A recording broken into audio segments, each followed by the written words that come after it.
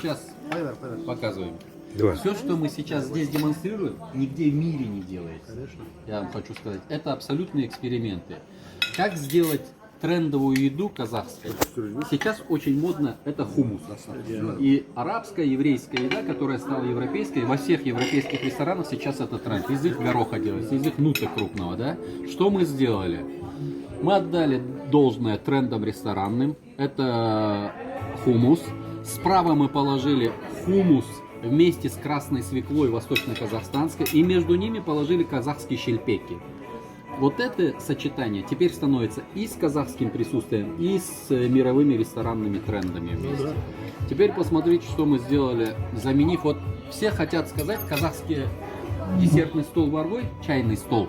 И все туда что кладут? Узбекский вариант. Урюк, изюм, орешки положат. Ой, много казахтың да. Ну, это не казахская еда, я тебе скажу. Что мы сделали? Это курт с малиной, это курт с абрикосом, это шоколадный курт, это толкан с медом с местным и с медом и каймаком местным. Это с яблоком курт.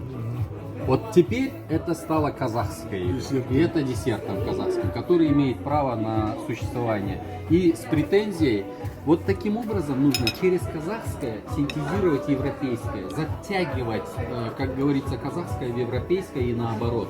И понимаете, вот с таким столом, мне кажется, не стыдно принимать любого иностранца и говорить, это казахская еда. Когда мы придем в европейские рестораны или в Казахстане, в Усть-Камане, и в грузинский ресторан, меня жаба душит. А что казахскую еду мы не можем, чтобы делать интересное? Я поставил себе задачу, я работаю над ней. И хочу сказать, что в Казахстане мало кто так мыслит.